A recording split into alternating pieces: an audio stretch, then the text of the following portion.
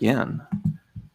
So with experience machines, what began this, I guess, discourse is the correct word. As most people should know by now, about a week ago, this comic here that I have on the screen was posted. So let's just go through it. So the premise of this comic is that this time traveler goes to like 3021. I think is the correct year, 1,000 years in the future. Then she meets this robot that gives her a pill, and instead of risking precious human life, you can experience every pleasure capable of being transmitted into your brain simultaneously. All while you sit in a safe room, we will keep you artificially alive until the sun burns out. It says, "But I love adventure. Yes, you will be given the same dopamine and serotonin. If you were on an adventure, you'll be perfectly happy." And then she tries it, and then there's this, I guess, slightly less worse version of the Matrix going on here. If that's the correct way I could put everything. I think that's fair. So I guess I have something intuition-wise against this, as many people do. Like, a lot of people have a problem with this, but they can't really explain why in some way. And I guess I'm going to attempt here to put it into words over the next hour or so. So what would your position be on it? I'm guessing it's going to be more utilitarian. Yeah, I am generally... I consider myself a strict utilitarian, but most of that just comes down into the intricacies of the calculus that you use to determine, what is beneficial and what isn't. But I am generally in favor of something like this, given certain axioms that you start out with. So there are worlds in which I would oppose it, and there are worlds in which I would say, hey, that ain't so bad. So we discussed it over text, and I wanted to start out with like laying out the different frameworks upon which we could debate this, and I think I came to like three distinct ones. So there's the one in the original thought experiment that Robert Nozick, I guess, kind of lays out, where I think it is strictly dopamine and serotonin being put into your brain. There is no like real, I guess, experience going on. Or there's not enough to like replicate one-to-one life. And then here, I'm not sure if there is kind of one-to-one life. But the middle one might be like a consensual matrix level. And then the furthest one is how the matrix actually ends up, with the robots taking over, and then the humanity just being used as batteries and whatever. And I think nobody really wants the last one. But the first two are kind of debatable, if that's the correct word to say. Oh, I'll debate the last one too. I sort of memeing, but I've definitely made the Neo is a terrorist who needed to be stopped arguments before. But I mean, we would have to go into kind of. The last one is more nitty gritty than unequivocal support. But don't get We'd me have wrong. we'd have to go through some Derrida and discuss what each of these words mean. Fair enough. What do you mean by terrorist? Well, my major problem, if we're looking at the Matrix scenario, is that what Neo is doing doesn't involve informed consent. It takes as a given that freedom and authenticity outweigh the happiness of the people involved. And I think that an interesting aspect of the Matrix version of it is you look at Zion versus everyone's life inside the Matrix, and each of them have their pros and cons. Obviously, the life inside the Matrix is replicating, early 2000s corporate hellscape. So there are downsides to that. The peak of humanity, as it says. Yeah, exactly. So there are definitely downsides to that. But on the other side, life in Zion and life on the various ships that they're taking through the sewers doesn't seem all that hot to me either. And so what you have is a situation where I'm not sure you would have 100% of people that want to plug out of the Matrix and, move into Zion. And the flip side is, they're not obviously not giving their consent if they're born into the pink tube. But on the other hand, they're also not giving their consent to being ripped out of this pink tube to forced to live this authentic life, in the real world. And so it's kind of a meme in that I think that the totality of the dystopia portrayed in the Matrix, Neo's probably right. But at the same time, I think that there's significantly more room for debate than most people will actually give it, because at the same time, I could see a lot of people who, are living inside their pink tube and, don't have to worry about food scarcity, housing scarcity. It sounds like there are like some temperature control problem, like all of these things that, especially if you overcrowded Zion, would be absolutely miserable. I wouldn't be surprised if you gave people the choice, and if they knew what Zion was like and they knew what the inside of the Matrix was like, especially for people who are, living middle class lives in first world countries inside the Matrix, I wouldn't be surprised if they didn't want to leave. And so on that front, I think there's something to be said for Neo making the choices for them being a problem. But on the other side, I think that the totality of the totality of what's going on there is bad enough that he's probably right. But I could definitely see a vision of the Matrix where, we're being exploited by machines in exchange for some sort of virtual reality that I could tentatively support, in part because I don't see a huge amount of difference between a giant AI exploiting me and, Jeff Bezos exploiting me. Yeah, I guess. Yeah, I mean it's not a bad reading, and I'm not going to say it's not a good reading either.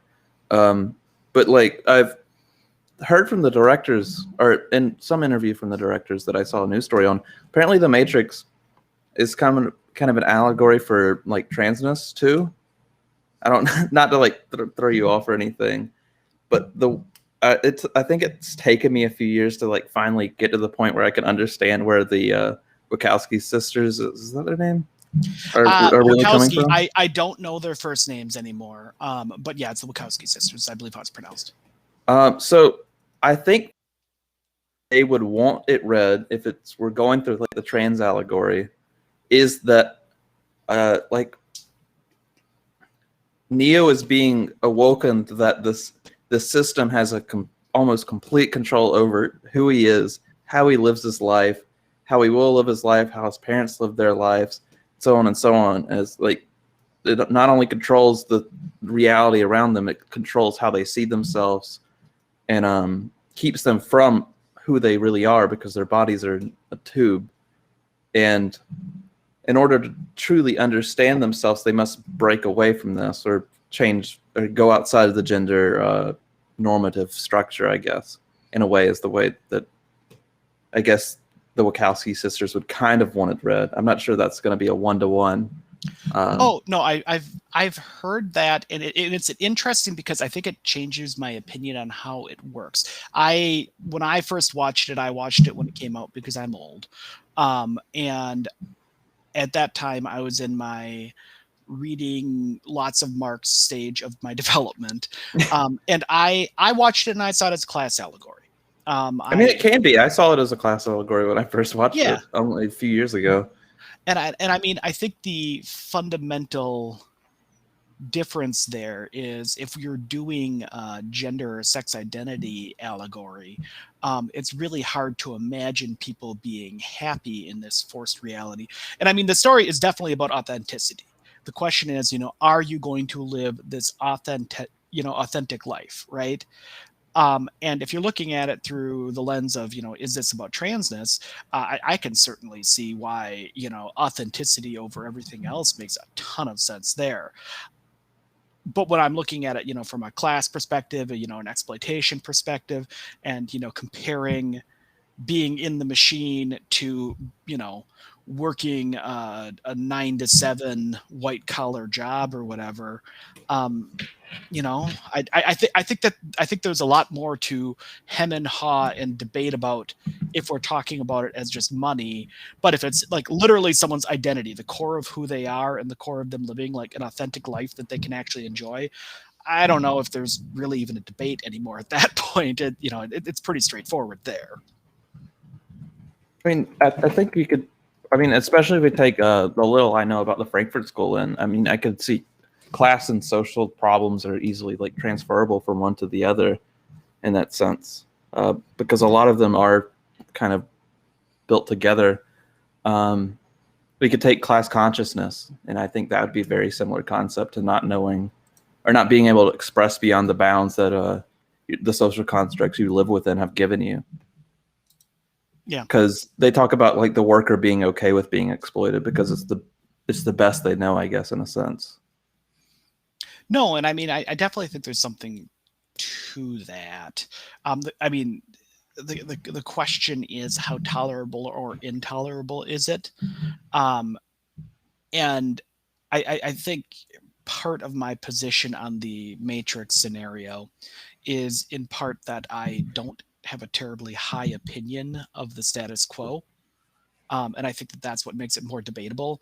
I think that if we had a more equitable system where people had, better access to everything, it would change things a little bit. But I see Zion as a pretty miserable place in the Matrix. But on the flip side, um, you know, 2002, 1999 America, there are plenty of people who are doing just fine, but there are plenty of people who are not doing fine there. And I think it makes it a much more complicated question if we're, looking at class and, economic status there. Yeah, compared to the experience machines. Yeah. So the scenario on the other side, the other extreme, is just being pumped with serotonin and dopamine until you die, basically.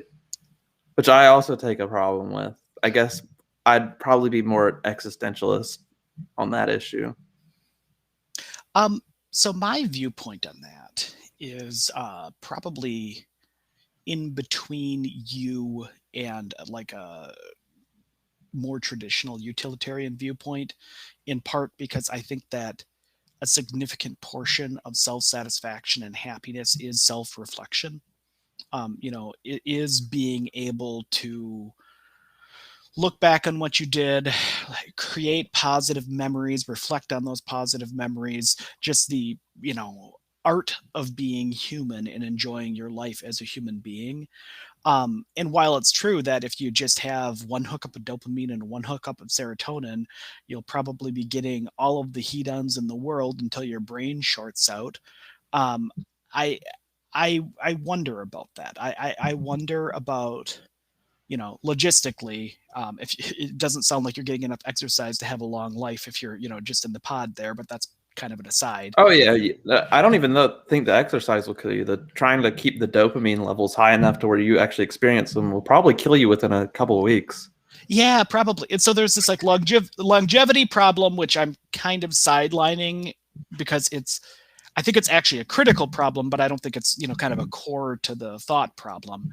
But I do think there's something to be said for if you can't actually experience your life as anything other than a blob of generic happiness. I'm not sure that that's the same as someone who has a happy and fulfilled life. Um, I am tentative on that, and I would probably err on the side of no. The flip side is if you have someone who is miserable, living, with food scarcity, unhoused, all of this stuff. For that person, if you're starting from a really kind of wretched starting point, yeah, for you the utility machine probably makes sense. But for a lot of people who are more or less enjoying their lives, I'm I'm reluctant to just try and boil the human experience down to just brain chemicals because I feel like there is more to it than that. I think that ultimately, at the end of the day, what I'm looking for is happiness, fulfillment, pleasure, all of that to be maximized. I just think that there's more to maximizing those things than just, pumping your brain full of chemicals.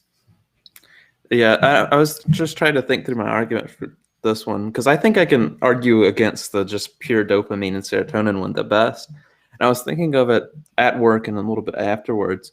And I think the best argument I have against it would probably be the Nietzsche. What is it? What's the ancient pre-Socratic philosopher Nietzsche likes? Herodotus or something like that. I forget the Might be name. Herodotus. I don't know. But just kind of the oh, I'm sorry. The idea of contrast are creating a whole kind of deal. Which I need this guy's name. Oh wait, no, I have a philosophy ad with a timeline. I can just scroll up. Give me a second. Heraclitus, I think is his name.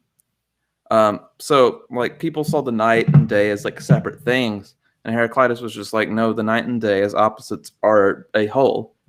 And I guess and Nietzsche took that further with existentialism, and he says somewhere that like he would wish his closest friends suffering and stuff like that, like not as an evil thing, but like to give meaning to their lives. Because I mean I see how it is because or pleasure is defined in contrast to suffering, I guess, in a sense. To what you can seek in pleasure is created through suffering, and what causes you to suffer is created through the contrast of pleasure. In a sense, they both define each other.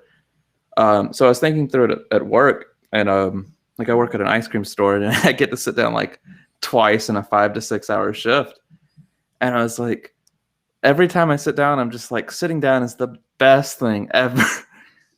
Just during that shift because you're just on your feet hurt. So like something that I would deem boring during any other part of my day is just like the best thing that I could possibly imagine happening to me while I'm at work standing up. So I think that's my best argument for it. If there is no suffering, I would say there's no pleasure as well. So I disagree with you in a way that is ultimately meaningless because I come to the same conclusion as you. Let Twitter be like, yeah, no. Let's get real deep into the semantics here. No, so my thing on this is that I don't think that it is inherently this dichotomy between, pieces coming together to make the whole. But at the same time, I do think suffering is an important part of self-development. I think that people who don't have any suffering often don't have a moment to reflect. And then you have your Plato quote about your unexamined life being not worth living. And I really think that it's not necessarily like they're intrinsically linked. And I think the levels of suffering or whatever that each person has to go through are different. But I think that, as you said, like appreciating sitting down, my view on this is because you never actually thought, had to think, hey, sitting down is great until you had to stand for 5 hours. And it's the same sort of thing with like, you don't appreciate, for example, your family members until someone who's close to you has like either dies or has like a run-in with it. Like it really helped. And that isn't always the case, but it's the same sort of idea where your low moments really help you understand how great your high moments are. And so ultimately, although I am not entirely agreeing that you have to have, 2 parts or 3 parts coming together to make the whole, that's kind of where I have the problems with the dopamine machine as well. It's because you don't have that self-reflection. You don't have that full understanding of the human experience if all you're doing is borderline being a happy meat blob.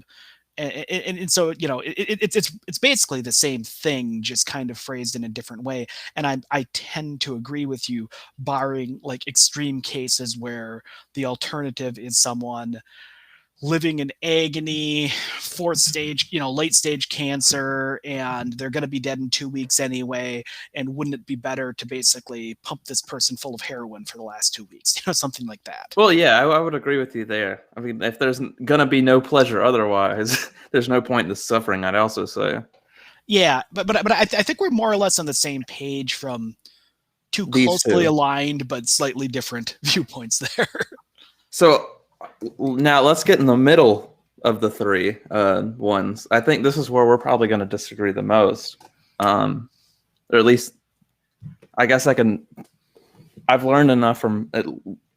I'll go on to read a lot more, but a lot of the stuff that I know now has come from Philosophize This, the podcast. I don't know if you have a good or bad feeling about that, but I just listen to it because I can't read everything all at once, but I do want to have this like range of knowledge, I guess.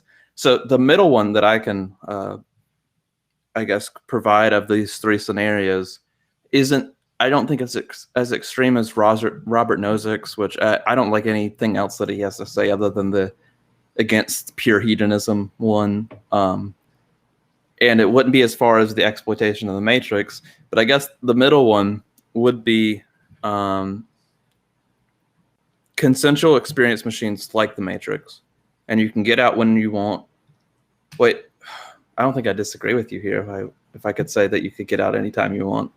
Well, let's even go non-consensual. Let's even go non-consensual. You have no but knowledge. You're not being exploited. Yeah, you have no knowledge of being inserted in the machine.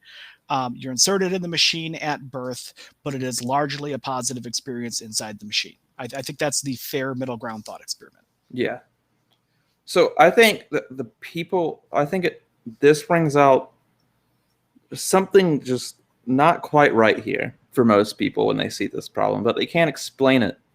And I guess the best way I can explain it is descriptively, I'm a moral relativist. I cannot find anything to ground my morality upon. But prescriptively, I'm a moral realist. I think you should have morality, and I think you should act by one of them. And I think that gives ground to moral intuitivism, I guess it might be the correct word. So morality is based in intuition more than anything else. So that's where it has to come from. And I think the moral intuitions that we've grown up in is kind of the assumptions that Kant has made in Groundwork for Metaphysics and Morals, one of the few philosophy texts that I actually have read, and that freedom is real, and that you have freedom, and you have freedom, and freedom is good. So we all have that intuition that we've been given, that the ability to have, I guess, freedom of choice, freedom to be who we think we are, it is good things. I would say that we are not free, but we think we are. So, and that's where the problem lies with most people, is they don't like being in the experience machine without consent. Oh, I mean, I can certainly understand that. So here's where I come from, is I think that a lot of the critiques of utilitarianism do boil down to someone functionally trying to create a hypothetical that argues for moral intuitiveness. So, I think more or less the same problem you've identified here. I think that's the only thing that beats utilitarianism, honestly, because it's just kind of hard not to use any other framework, because deontology doesn't fucking do it. I would agree there. But where I come at this is, and maybe this is kind of my background with having, some mental issues with like anxiety and depression, where I know that my brain at times will give me incorrect feedback. So I am inherently skeptical of my own intuition. I think this might even been I don't know if it was a Nietzsche line or whatever, but someone once said to me, you walk through a psych ward and you'll find, 10 people who think that they're the prophet, that they know the absolute truth. And that's what worries me, is this possibility that when I am relying on moral intuition, I'm either relying on a cipher, a fundamentally conservative cipher, where I am compiling societal mores and relying on kind of a gestalt of them, or if I'm relying on some combination of misfiring neurons within my own head.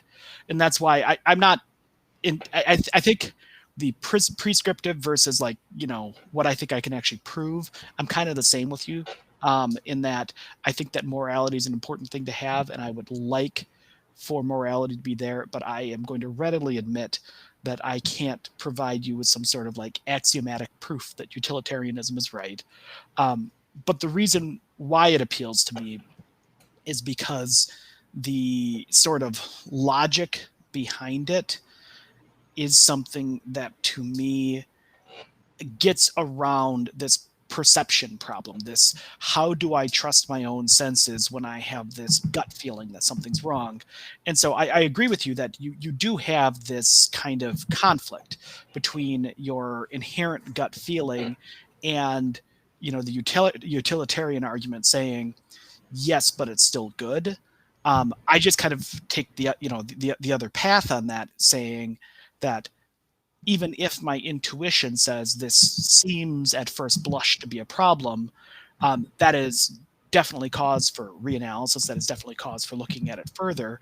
But at the end of the day, if the scenario is such that, it is going to net create more happiness for me to go against my intuition, I'm inclined to go against my intuition. And fundamentally, what I see the experience machine as a question is whether authenticity has inherent value. And that's really how I see it, because the question is whether, if you're living a happy life that isn't authentic, but it's virtually identical and you can't tell the difference between a slightly less happy life that is authentic, uh, the only real difference, as I see it, and that's kind of what this thought problem is getting at, the only real difference is how much value does that concept of authenticity, or that radical freedom that you were talking about, how much does that add to your life? And I see that in many ways. Like, in my day-to-day life, I would prefer more freedom, so long as I can perceive it and I can interact with it and that's what I'm experiencing. I would prefer more freedom. But if my lack of freedom were something that I was completely unaware of, and thus it had no impact on my mental well-being or anything like that, I struggle to find an inherent value in that freedom. And that's, I think, fundamentally what our disagreement is. Now I'll throw it back to you. I mean, I can see that. I think on one of the episodes of the Philosophy podcast I listened to, they brought up Camus yesterday with the Myth of Sisyphus.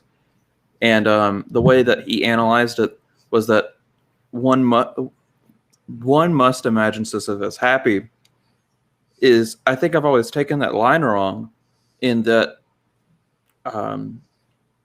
the universe is meaningless, and is the way that I take that, or is the first premise I take from that line. Then the second premise is, but we give ourselves meaning, is the second premise that I taken from that line. But the way that Stephen West took it was that Sisyphus was happy because he never thought about it. So he was saying that we must imagine Sisyphus happy. We must not contemplate our own existence to the point where we ourselves are so unhappy because we have so many questions that we can't even answer to that point. Because Sisyphus was happy in rolling up the rock, watching it go down, because he gave his whole life to that rock. He learned every groove on it. He watched the way that it goes down. He learned the ways to get the quickest way down the hill. But the second he asked that, why am I doing this, was the second he became unhappy. I actually think the imagine Sisyphus happy is one of the more profound, like, one-liners in Western philosophy. I think that it steals a lot of influence from Buddhism, and I'll say this as someone that has only very briefly read Buddhist texts, and has largely failed at internalizing most of them, other than the same sort of concept, which is that the only way to truly achieve happiness is the destruction of desire. And with that, it's one of those things that the more you think about it, the more it actually kind of hits you.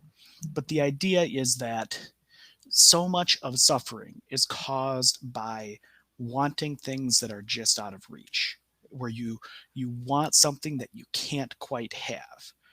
Whether it's a little bit of extra money, whether it's the answer to philosophical questions that we just don't have the epistemological framework to answer, whether it's authenticity or meaning in your day-to-day life, and, like, control over what you're doing at your job. And that's how I'm kind of interpreting Sisyphus's happiness, which is both as you said, you can't dwell on it too much, but at the end of the day, if you understand that your lot in life is to push that rock up a hill, the only way to tackle that, in my mind, and this is just kind of my personal philosophy, is to put your all into it.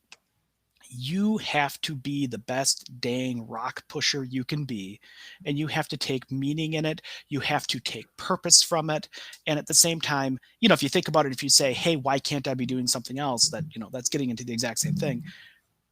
But if you're looking for meaning in a meaningless world, don't think about it too much is an important part of it. And also, just pick what you're actually going to do and do your goddamn best at it. I mean, that's kind of where I come at it.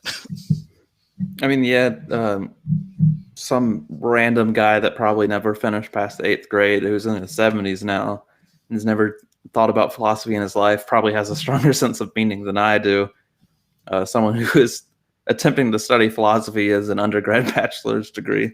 Oh, there's a whole bunch of statistical research showing that like higher IQs and higher levels of like education are heavily correlated with more depression and more struggle. And I think that's exactly what we're talking about here. Is it's almost like a cogito hazard. Once you get past a certain point, self-reflection is almost self-harm.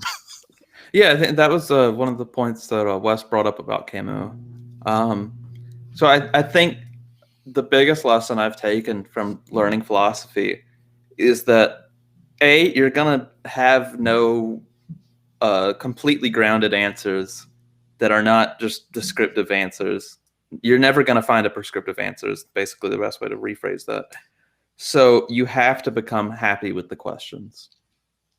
I would agree with that completely. I mean, I think that's 100% how you have to look at it. And I mean, and then kind of curving back around to the experience machine. That's kind of how I look at this question of radical freedom. If you're in the machine and you're not aware of the machine, if you're not interacting with the question of freedom, it's not impacting your day-to-day life and your day-to-day happiness. You don't know that there is some sort of freedom that is unavailable to you.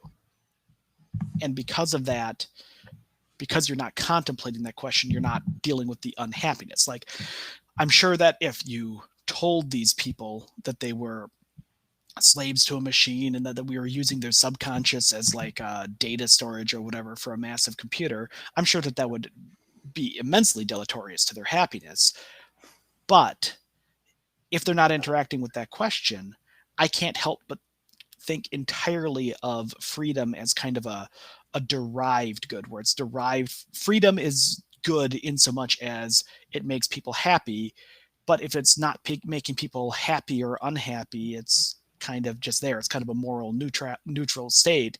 And at that point, if you're going to be living a happier net life inside the machine, I would generally support being inside the machine. I think I actually came up with a fourth scenario, which is a mix of the middle one and then the Matrix one, I guess, would be the best way to put it.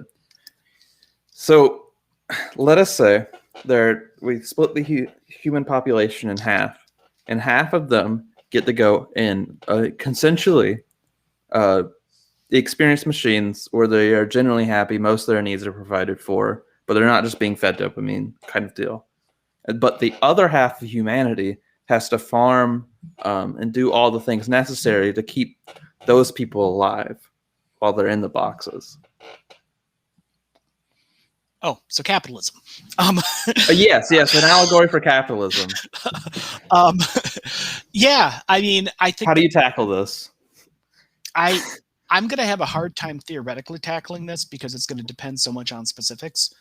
It's going to depend upon the quality of living of the people who are, working to feed the machine. It's going to depend upon the quality of the living of the people who live in the machine. I think that the sort of thought experiment we're sort of getting at here is very close to the. Have you ever heard of the ones who walked away from Amalas? I've not heard of that thought experiment. No. I think it's Le Guin. It's a fantasy short story that was meant as a critique of utilitarianism. And the idea is that Oh, here it is. yep, you have a small community that lives an idyllic existence where everything is great, except for one person who, by lottery, is put in a closet and is occasionally like poked with brooms and lives just a miserable, wretched existence. And the idea is, if you have a society that is good but is powered by the suffering of a minority, is that still a moral society? And I personally turn to Rawls for an answer to that, I which is, haven't listened about Rawls yet, or read about Rawls quite yet, other than the very, very general stuff about his government yeah. or his politics. So Rawls is interesting because I think he provided political philosophers with a really useful lens for looking at what's good and what's not good. The veil of ignorance is this concept that if you are going, a society should be judged based upon whether a person would want to live in that society if they were assigned a random role. So if I were going into a society where I had a 1 in 1,000 chance of being miserable and a 1 in a 999 out of 1,000 chance of living a fulfilled, happy, great existence, I'd probably take that risk. And so that's the answer to Amalas there. But the flip side is, if you have a society where you have a fairly large sustained underclass, but you have a couple miserable, a couple, it's not miserable, a couple very happy people. So if you have 500 people who are working day and night to support this idyllic existence of 20 people at the top, I don't want to be in that society. And I think Rawls's analysis is how I'd be looking at your fourth thought experiment. Is, if I have a coin flip between happy and unhappy, I'm not sure I want to take that coin flip. I mean, yeah, I wouldn't either. Yeah, exactly. And I think that it's a very fair way to look at a society where, you can't look at average happiness. You're almost more looking at median happiness, right? And so when I'm looking at the society you've created, a lot of it's going to depend upon how good things are on the outside of the machine and how good things are on the inside of the machine. If things suck on the outside of the machine, I don't want any part of that. Yeah. So the best critique of utilitarianism that I personally can offer, I guess, beyond the moral intuitionism or intuitivism, I forget what I called it, or if there is a proper name that I haven't found yet. But I guess it would be I would call it an either-or critique. Sure. And that utilitarianism kind of limits the options you have in doing the action and then not doing the action. Or maybe like a couple others. But I think the range of our choices, especially as a society over years, is going to be almost boundless. Like there's just so many different places that we could take it.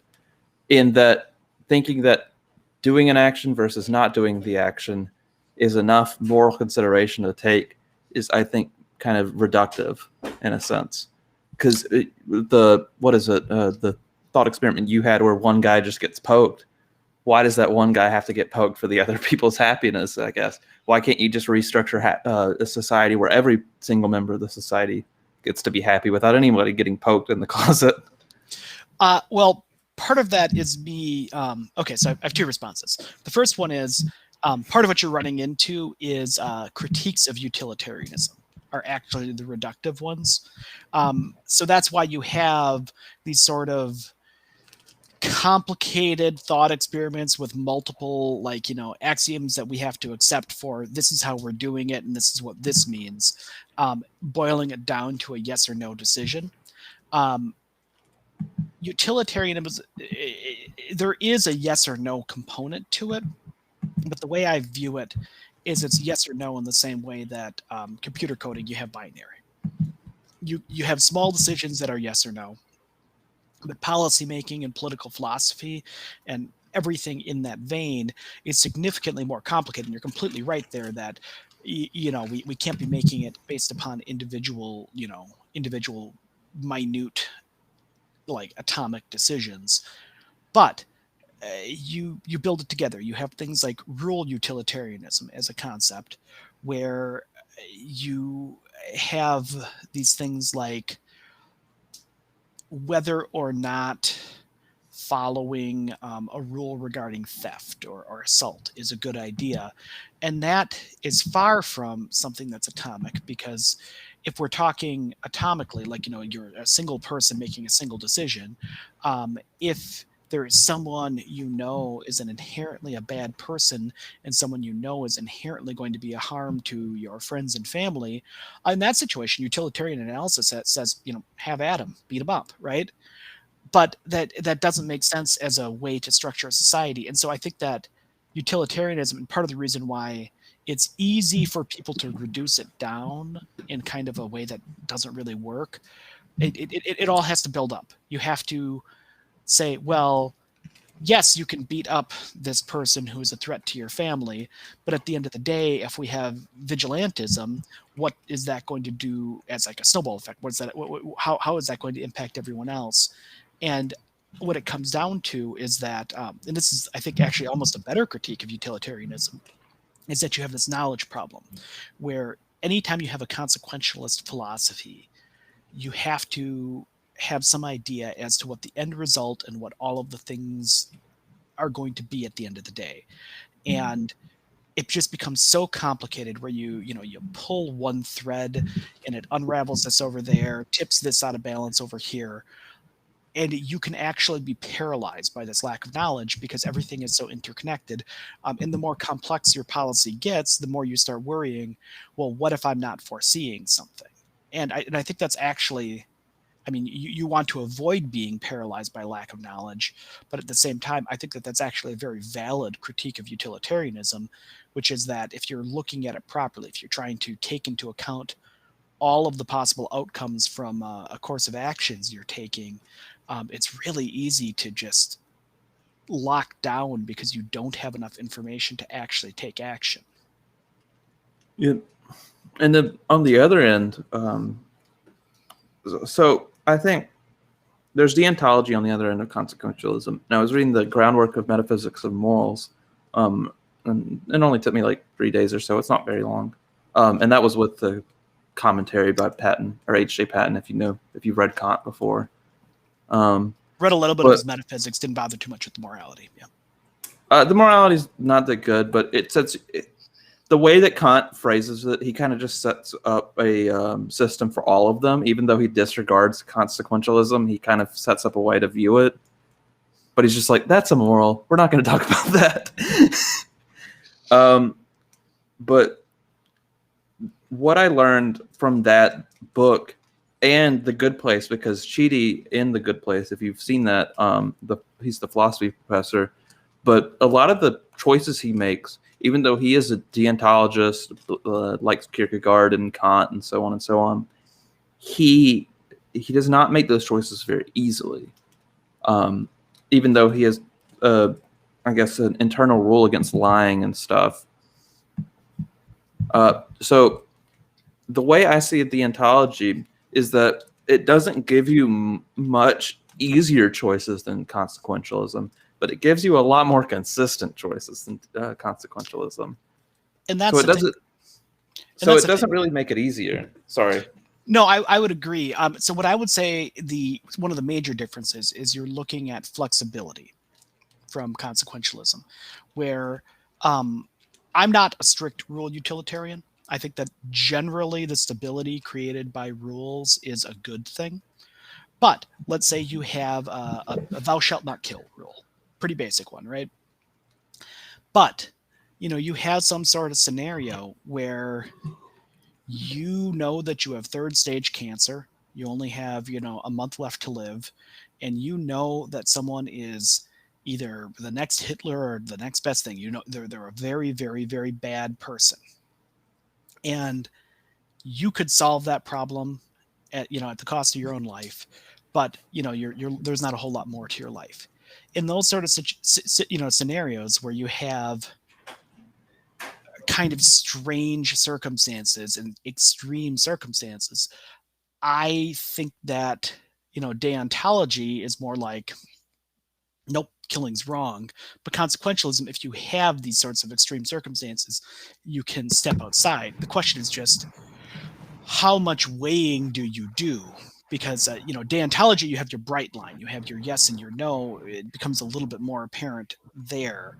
But with consequentialism, you have these, in the case of extreme circumstances, you have to be able to try and weigh the costs of an action versus the benefits of the action, while also knowing that anytime you're doing cost benefits, you always have to do it on a probability curve. So you have to take into account your ability as an actor, and, like, how much worse do things get if you, try and shoot Neo Hitler, but you're a bad shot and your assassination attempt is actually what sparks the Fourth Reich. Like, it's very easy for you as a fallible human being to make things worse, and you have to figure that in as well. So I am not by any means trying to call deontology easy.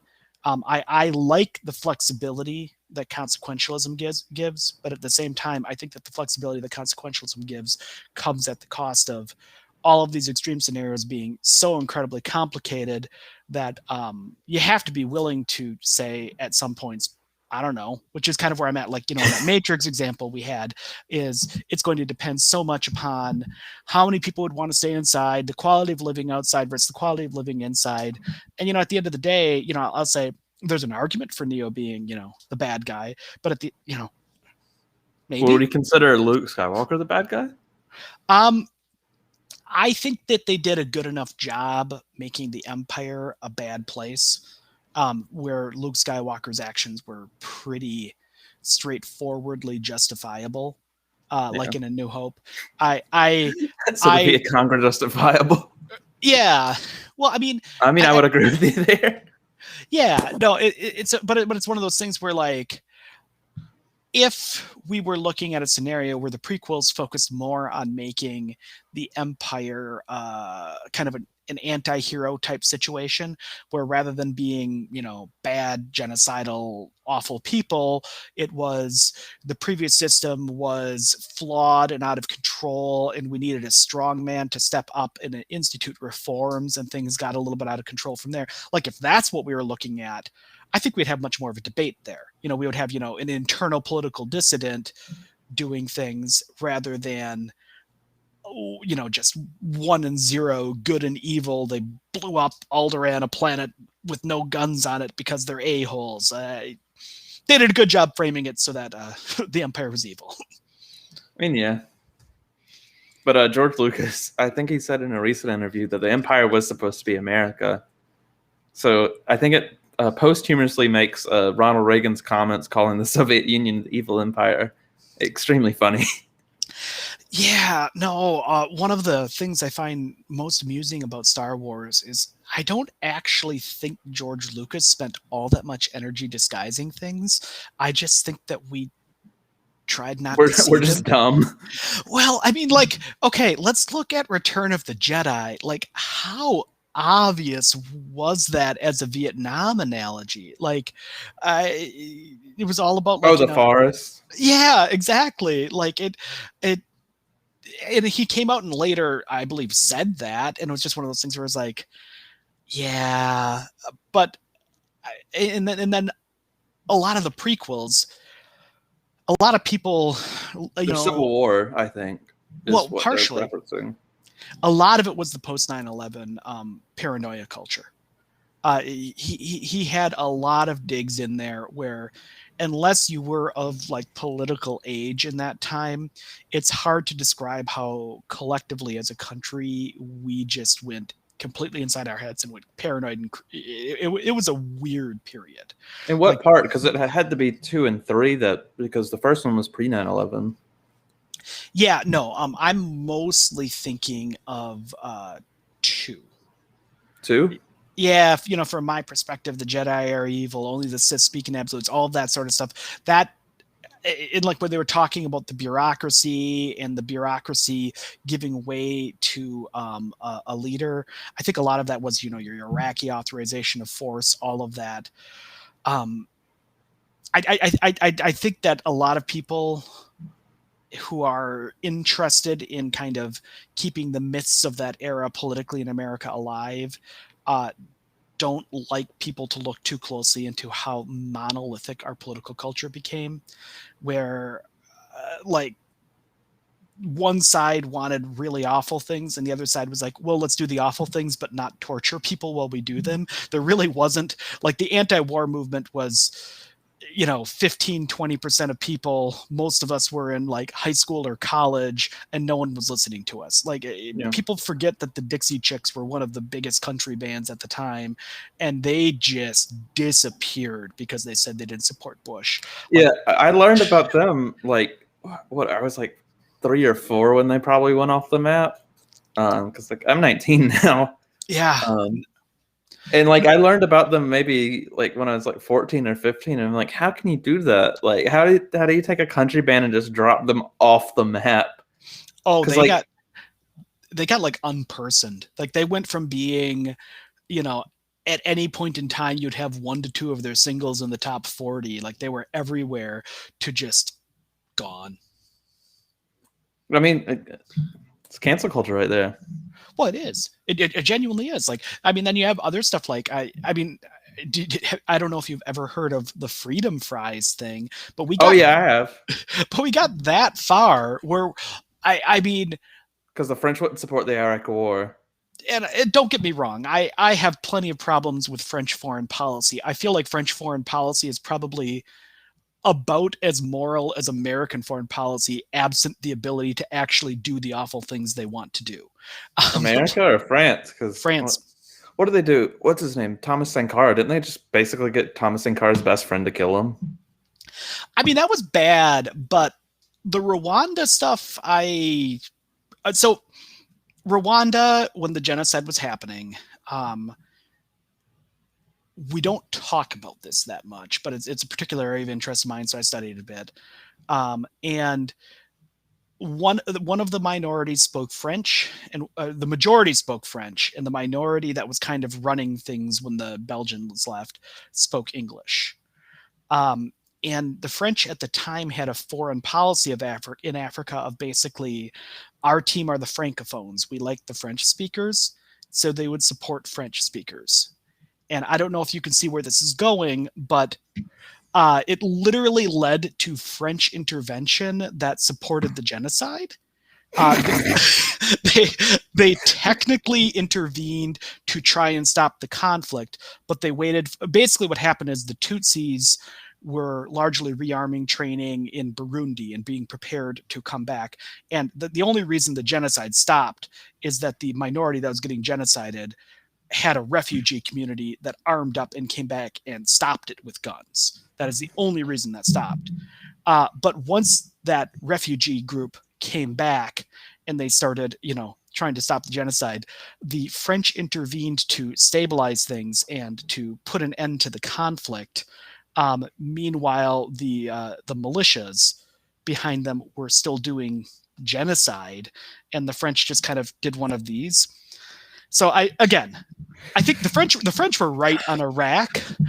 I think in part because they didn't like us. I'm not sure how much of that was the French being, moral or upstanding, but there clearly weren't WMD. There clearly wasn't an inspection into the WMD in Iraq. But the fact that France said, hey, we need more investigation, and our response was, French fries are now called freedom fries, that is not the activity of a healthy society. That is not how you respond to discontent or disagreement from allies.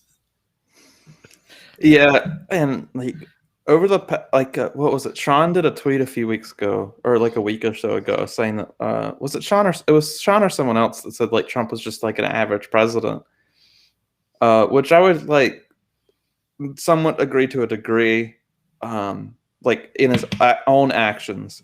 I just think it's just how Trump acted made everything horrible that he did so much more apparent, just how bad he is.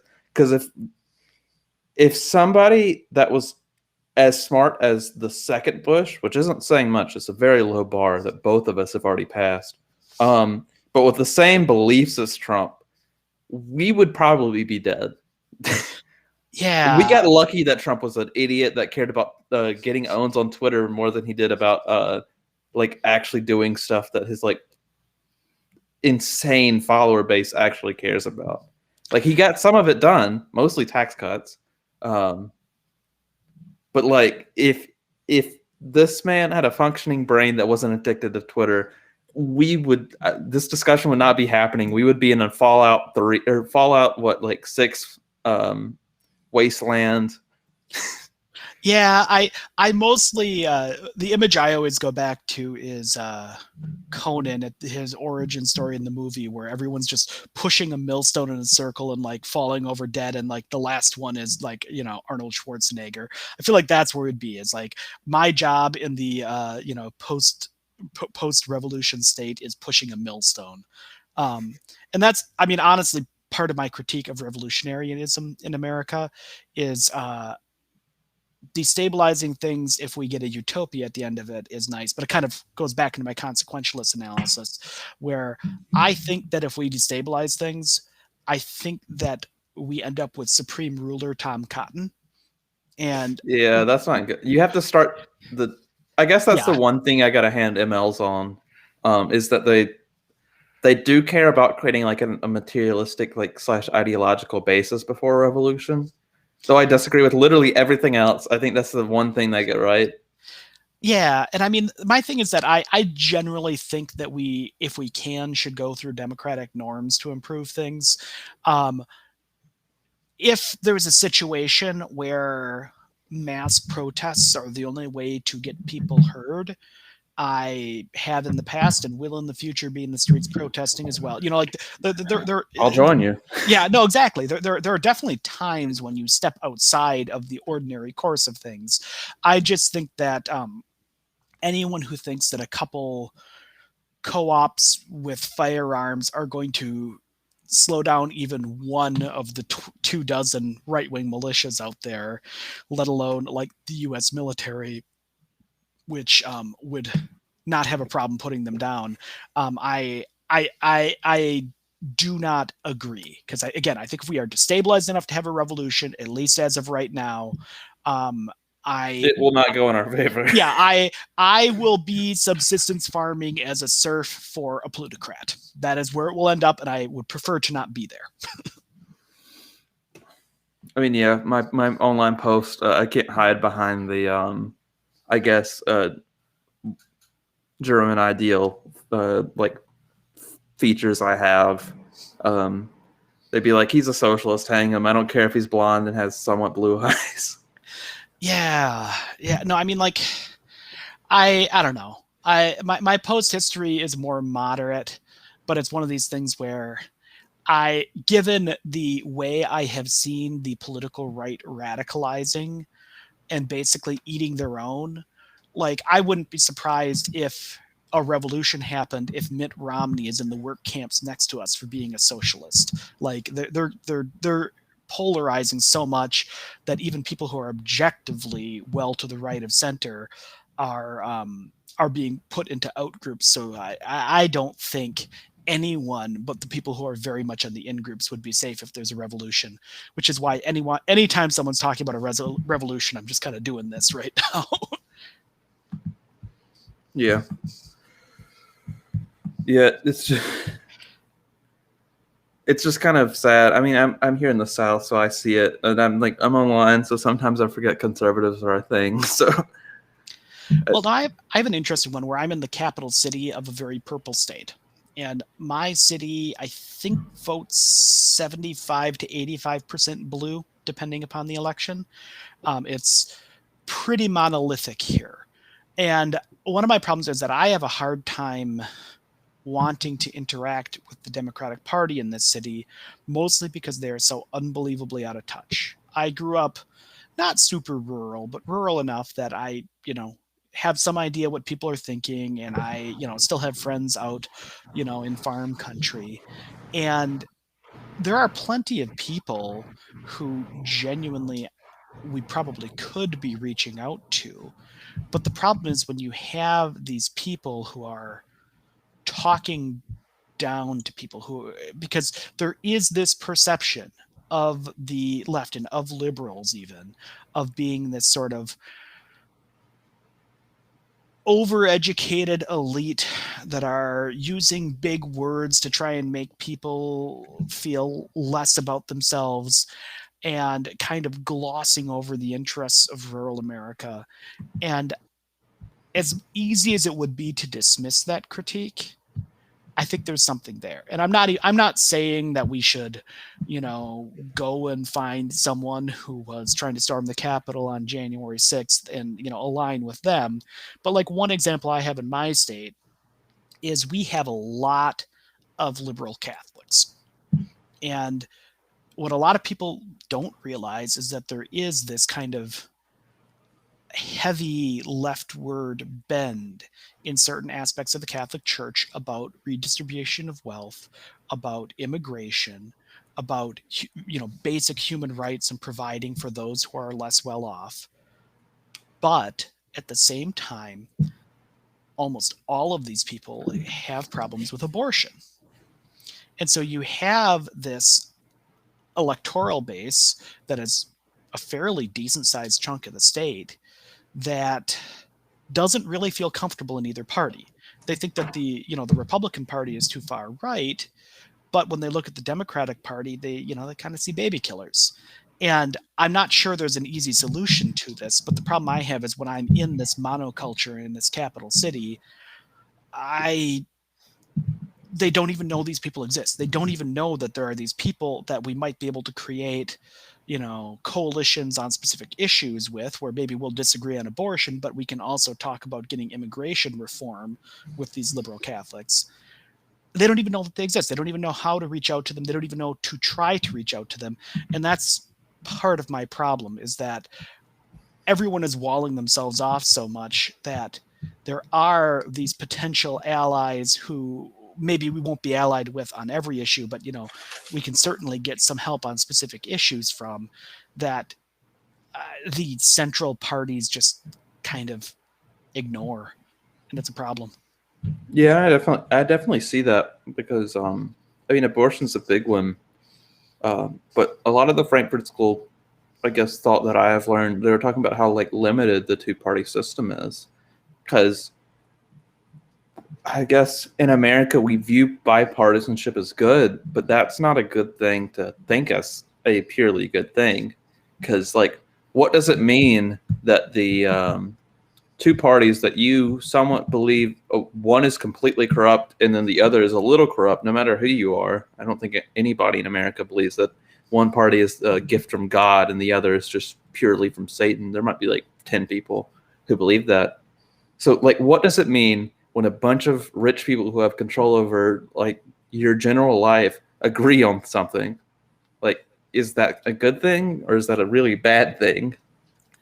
I mean, sometimes it's good, because there are some things that are unequivocally good, pulling the economic system out of default. For example, let's just talk about raising the debt cap, right? Not having America declare bankruptcy and screwing up the investment system, probably just kind of a good thing. But you're completely right that there's a lot of stuff where, you think about it. You think about how, there's a lot of pushback against Jeff Bezos, but at the same time, you look at the media outlets, people forget that he owns the Washington Post. People forget that, outside of how much the Amazon algorithms are completely controlled by him, how the media kind of has his thumbprint on it too. And, although I might agree with him on certain issues, I kind of see him as a vaguely liberal libertarian. He does want to line his pockets at the end of the day, even if he wants civil liberties while doing so. So I think there are spots where, we're probably aligned, but there are definitely spots where I'm not aligned. And I feel like those are the spots where we are getting some of this bipartisanship, on tax bills and stuff like that, where I'm I don't know if we should be doing this, guys. Yeah, a lot of conservatives are a weird mix of hating Jeff Bezos, Mark Zuckerberg, what's his name, Jack, is it Jack Daltrey from Twitter, or Dorsey, I think. or one of them, Yeah. They hate those people. But like the second you're just like, we should tax these people like 2% of their wealth. They're just like, they earned this wealth. You can't take it away from them. Just blah blah blah. Just like it's like I thought you hated this guy. Well, my favorite troll that I've been using lately is when all of those companies started aligning against Trump, doing ads against Trump. I just started going around to conservatives and saying, yes, I see that you have problems with Citizens United. Me too. We should probably be looking into a constitutional amendment to limit how much corporations can be involved in politics because you appear to have a problem with corporate involvement in politics. And generally, I did not encounter enough self-awareness for anyone to, actually care, but I enjoyed it, and that's what matters. Well, they hear taxes going up, and they're just it's kind of like sleeper agents, I guess, is how they're kind of programmed. Is the expression I keep coming back to. Like they have these expressions, and then like it just triggers something where their brain just responds no, and then that's the end of the discussion. Yeah, no, I mean it's one of these things where I have a hard time looking. Okay, my thing on Millionaires and Billionaires, right? And this is again coming back to utilitarianism, is I think the way we should be approaching the economy is not you are entitled to money, but why is it good for you to have more money than someone else? And I think there are arguments for it to a limited extent. I mean, I think, people having millions of dollars as a reward for innovation and hard work helps spur the society onward. So I see that. But once you get past a certain point, and once you start getting to like massive chunks of inherited wealth and stuff like that, all of these impulses and motivations that would argue in favor of someone being allowed to amass wealth, I don't know what good it does for someone to inherit $1 billion and live a life driving yachts around in the Mediterranean. I'm sure they enjoy that life, but what does that do for all of us as human beings? I just don't see it. I mean, yeah, it's just 100% estate tax moment.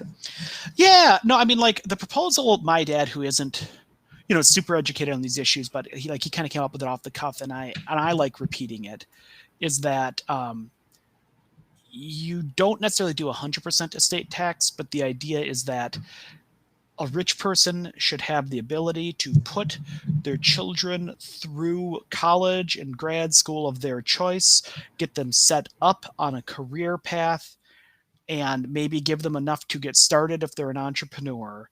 And then beyond that, I mean, maybe there shouldn't be inheritance beyond, making sure that your college is paid for. And so, they will still have advantages over the rest of us. They will still start out on second, where you and I are starting off in the batting box. But maybe they shouldn't be able to have a life of zero productivity or zero contribution to society beyond being like the living crystallization of generational capital. Yeah, because I saw a post a while ago. I forget who was posting it, but like people like Jeff Bezos and Elon Musk, basically they're just kind of figureheads of these companies in a sense. Like the way they've structured a lot of these bigger companies is these big guys that get to say that they own the shit have put in like a layers upon layers of like middle management that does everything for them. So they've never really made many of the big decisions that is the only thing you could defend this much productivity for. But they hire people who do the work that they are supposed to do. I mean, that's the thing. It's like, I would be happy to defend millionaires. I think that millionaires have a place in our society. I do not know. I struggle to defend billionaires because I think that rewarding people financially for doing difficult work, for doing risky work, and that's mostly what we're actually rewarding the rich for, is for taking a risk and it paying off. There are plenty of people who invest years and millions of dollars into companies and then they don't pan out. And so that's why people like, Jeff Bezos get a lot of money. But once we start talking about billions, you just have to sit there and wonder, what have they put into this? What risk have they taken to justify, billions rather than millions? And so, like, I don't have a problem with some level of wealth inequality. I think that America is a capitalist country, and I think that we need to work on minimizing the negative impacts of that. But for the foreseeable future, it's going to be capitalist. So sure, we can have people who have more money than others. But again, you just have to, I think you have to look at a CEO and say, what do they bring to the table? And a lot of times they're bringing friendships with other CEOs to the table, these networks with people that they later hire to be CFOs, managers, stuff like that. But the actual labor, the actual value added from them, I feel like there are a lot of people with MBAs who could do almost as well as these major CEOs for, good money, like 500,000, 750,000 a year. But I think that a lot of companies could save a lot of money by, switching to basically cheaper, younger labor with MBAs, and it would still be a lot of money, but you're not paying someone 10, 25 million a year in stock options. You're paying them $500,000. Yeah.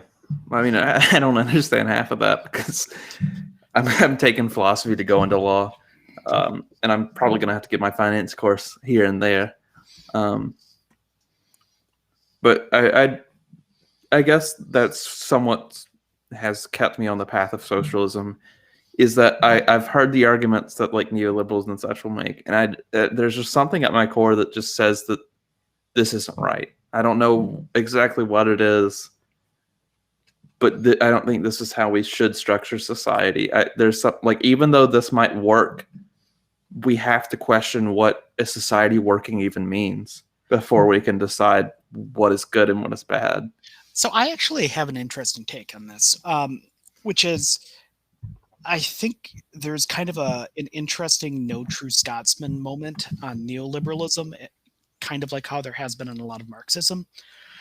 Because if you actually read a lot of the theory that went into why we should have this free trade, hyper-capitalist society, in theory, it's not actually that bad.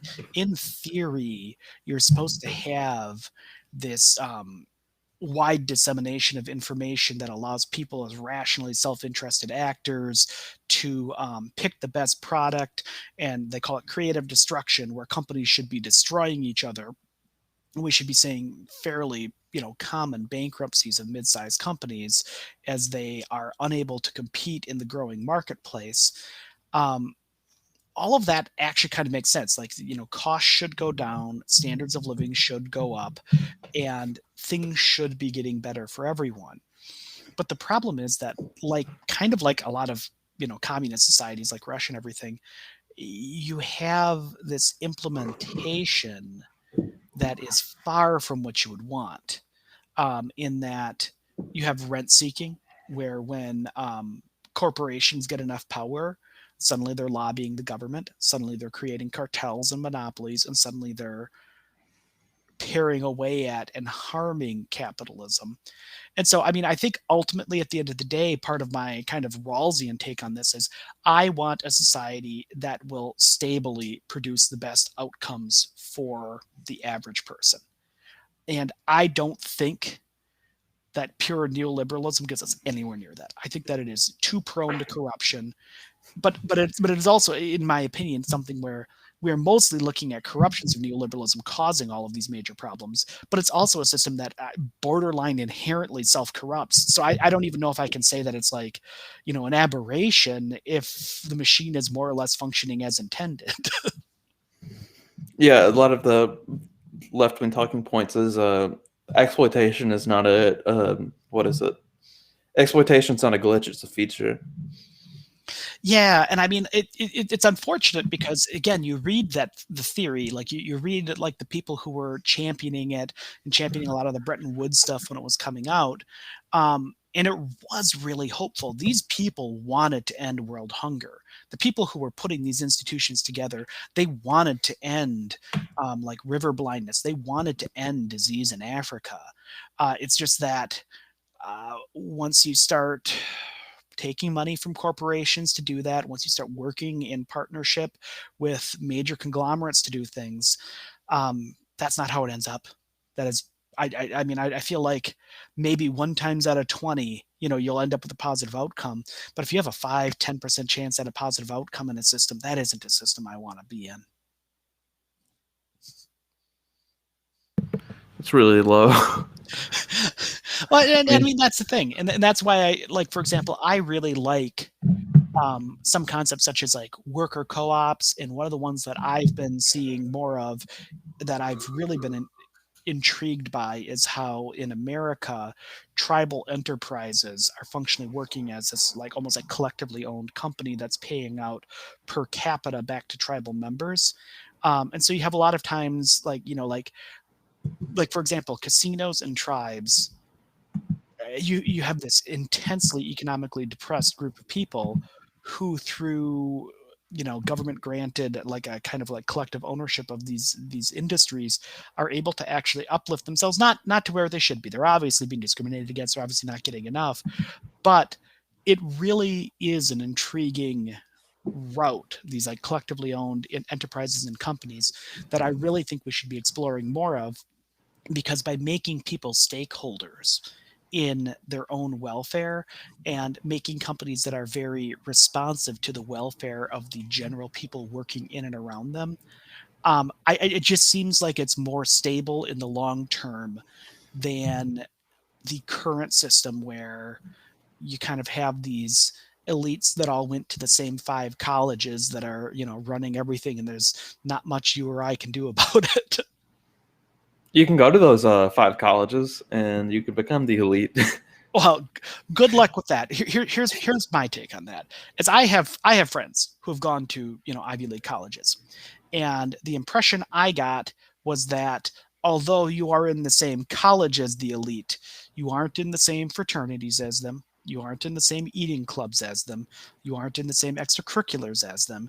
They kind of keep to themselves. So although you'll make some of these connections you need to become an elite, you're not going to be making the ones you actually need, because a lot of those are, who's your dad and who's your mom. So if I do that, my son will become the elite. No, I mean, like unironically, that is the only real path forward. Is one generation gets enough wealth to sort of buy themselves into this rarefied company, and then make sure that their kids are getting tennis lessons with the local CEOs, all of that. Like, I mean, one of the biggest things that I have seen when studying like how people are finding jobs, for example, is that something like 4 out of 5 jobs are found through like a friend of a friend, rather than I think that number has gone down a little bit because that was before like Indeed and everything took as much power as they did. But that is one of the major driving factors in racial discrimination in hiring. There still is obviously, actual racial discrimination, but even if you eliminated all of racism tomorrow, the problem you're going to run into structurally is, by and large, white people have mostly white friends and a lot of black people have mostly black friends. And if you are using your extended social network as a net to bring jobs into you, just by a nature of the class characteristics of your friend groups, if you're white, you are more likely to have one of these plum jobs, land in your lap, that maybe the interview is with your dad's golf buddy rather than with, an HR person, than you are when you're black. And again, like literally, if we just eliminated racism tomorrow, just the class breakdown of race would kind of re-entrench it. And I don't have a great answer for that. I don't know if there is a great answer for that, other than, I mean, I would say that I'm upper middle class, and I get like the 2 jobs I have are friends of friends. Yeah. Like that's, or I've gotten one that was, I guess that technically counts as friends of friends. I got an internship for a campaign, and it was like someone in the college Democrat group was like, "Hey, they're looking for somebody," so I applied. I guess that might still count, but no, but it's the same thing. It is your network, and that is kind of, I guess I kind of have a little bit of a doomer take on college. I think a lot of what college is it gives you that sort of network. Yeah, that's what I found. That's what I've told Yeah. people. It's just like, even though I'm coming into my sophomore year, I'm just like telling incoming freshmen, it's just like, it does not matter if you get a 4.0 or 3.0. Just don't get below a 2.0. I'm not giving you a free rein, but make connections. That's what you're paying for. And one of the things I always tell people is I got a poli-sci legal studies double major for undergrad.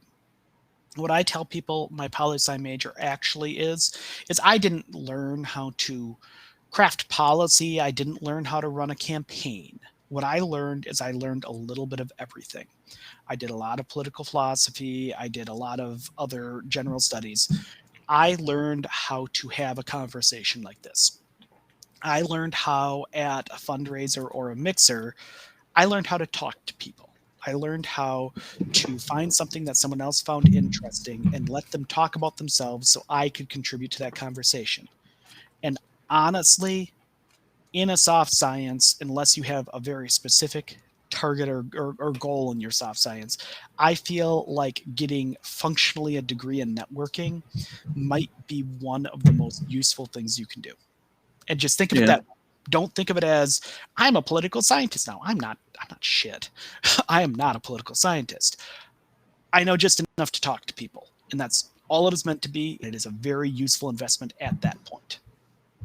I mean, yeah, I mean, all colleges departments are going to be at least a little bit limited. The college I go to, even though they don't have a graduate program for anything, the philosophy department, the furthest it gets timeline wise is analytic and pragmatist in philosophy. Mhm. Like, you don't even touch the postmodernist. Maybe you talk about them in pragmatism.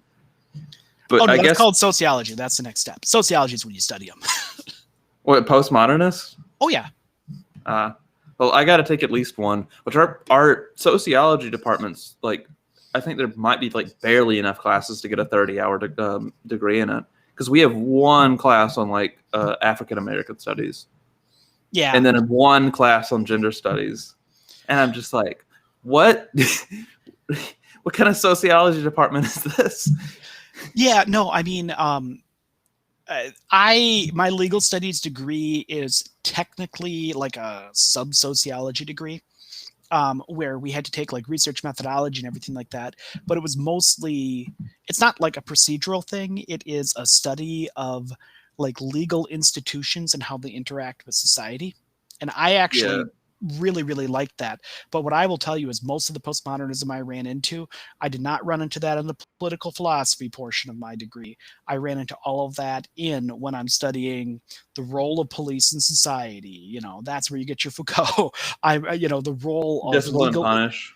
Yeah. The role of legal institutions in society, the role of, broken windows as opposed to community policing and how that impacts people. It's not entirely one-to-one, postmodernists, but that is where you start seeing your critical legal theory, your critical race theory critiques starting to come into play. Yeah, I got it's like a big red 500-page book on critical race theory essays, because I was just like, I want to buy this. And I've read about, I want to say 5 to 6 essays within it. Mm-hmm. So that's the closest I'm going to get to actually learning critical race theory in college, probably. Yeah, and I mean that's one of those things where, like, I don't know if it was all critical race theory, but it was definitely encapsulated into it. But a lot of the stuff I was studying was about the role of race in the criminal justice system and the role of race in like hiring and firing for employment. And I think a lot of people would be surprised at how actually robust the scholarship is on that. Like, there is no question in my mind on the role of race and sex in employment, benefits. There have been studies on like what rate you're charged for an apartment. There are studies for what interest rate you're charged with equal credit for a car. Every level along the way, race and sex both have different impacts on what sort of societal response you have to your interactions with it. And this isn't a hypothetical, like, there are tons of people getting their sociology PhDs who just kind of study new facets of the same study, and it comes back the same way every time, that it's a huge problem. And anyone, and anyone who says it isn't a problem, like, I mean, the scholarship on it is like this thick, and it's basically unanimous in that it's there.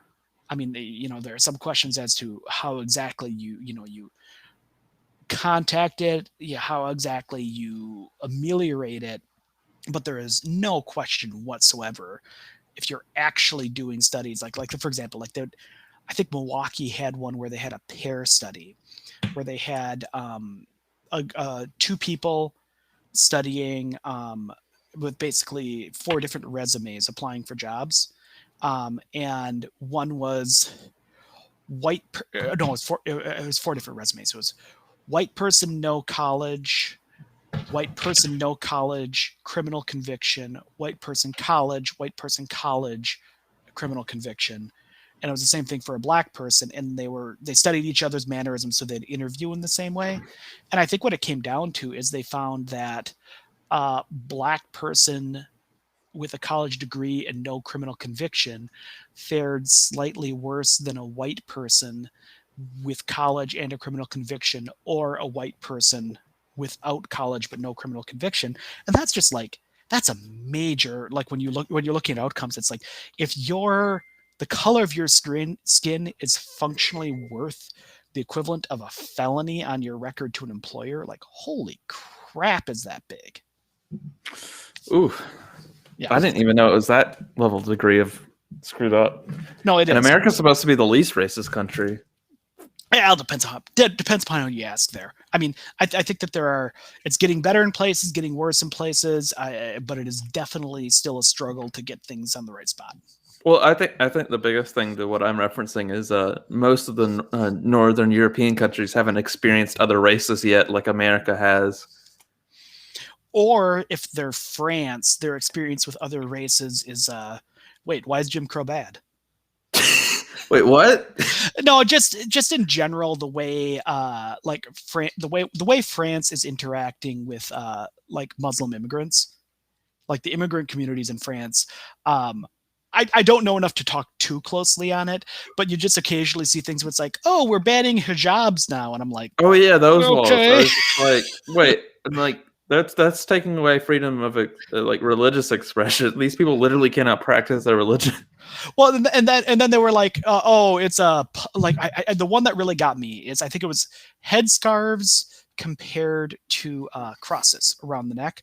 And they're like, oh, well, the cross around the neck is a cultural thing and it's not a public religious expression. And I'm just like, what the hell do you think the cross means, man? Catholics. Yeah, no, it's one of these things where I appreciate that America is at least facing up to our racial discrimination issues and trying to fight it. We are nowhere near done with that fight, and there's a lot of stuff in a lot of different avenues that we need to improve. But racial and sexual-based discrimination are obviously on that list.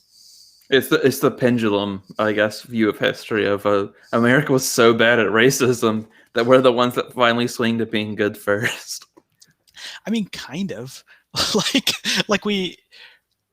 we had so much wrong that I think we just had this cultural reckoning where we had to awaken to something needs to change here.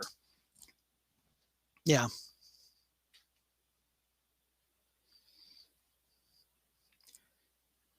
Did you freeze? You appear to have frozen on my monitor. Okay, there you're back. Okay, yeah. I was having connection issues. Sorry. That's the benefit of having this run through a browser, is that I think the stream keeps running when I'm gone. Yeah, no, I think it was you talking at my frozen image there, probably. Well, I mean, mine would be frozen too. So even if mine froze, words. Yeah.